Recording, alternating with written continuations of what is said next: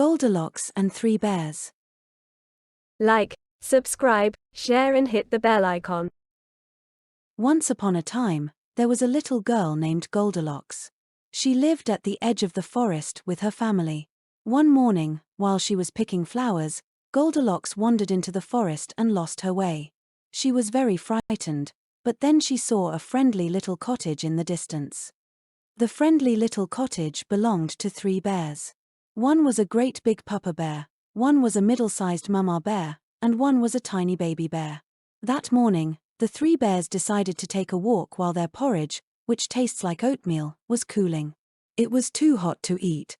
Right as they left through the back door, Goldilocks came in through the front door very quietly.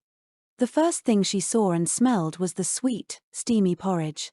"I sure am hungry," Goldilocks said. "I'll just have one bite." First, she tried a spoonful from Papa Bear's great big bowl. "Oh!" she yelled, "too hot." Next, she tried a spoonful from Mama Bear's medium-sized bowl. "Bah! Too cold," she complained. Finally, Goldilocks tried a spoonful from Baby Bear's tiny little bowl. "Yummy!" she cried. "This is just right." Goldilocks ate the entire bowlful.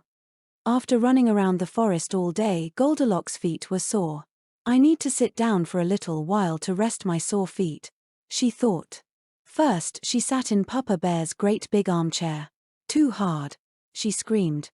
Goldilocks stomped to the next chair. Next, she sat in Mama Bear's medium-sized chair. It was so soft that she sunk in. "Too soft," she complained as she pulled herself out of the cushions. Finally, she sat in Baby Bear's tiny little rocking chair. "Just right," she laughed, but the chair soon broke. With nowhere to sit, Goldilocks climbed up the stairs to find somewhere to sleep. She was still very tired. First, she tried Papa Bear's great big bed. "Too high," she yelled. Then, she tried Mama Bear's medium-sized bed. "Too low," she screamed. Finally, she tried Baby Bear's tiny little bed. "Just right," she sighed. Then Goldilocks fell asleep and dreamed dreams of flowers and warm cookies. Just then, the three bears returned home from their walk. They saw spoons in their porridge and were very surprised. "Who's been eating my porridge?" asked Papa Bear. "Who's been eating my porridge?" asked Mama Bear. "Who's been eating my porridge and eaten it all up?" cried Baby Bear. Then, the three bears saw that their chairs had been used. "Who's been sitting in my chair?" Papa Bear howled. "Who's been sitting in my chair?" wondered Mama Bear. "Who's been sitting in my chair and broken it?" squeaked Baby Bear. The three bears ran upstairs to check their bedrooms. "Who's been sleeping in my bed?" Papa Bear roared. "Who's been sleeping in my bed?" growled Mama Bear. She was a little angry and a little worried. "Who's been sleeping in my bed and is still here?" Baby Bear screamed. He said it so loudly that he woke Goldilocks up. She was so frightened that she jumped out of bed, then jumped out the window, and raced through the forest until she heard her mother's voice. Goldilocks was so happy to see her mother that she promised to never wander through the forest alone again.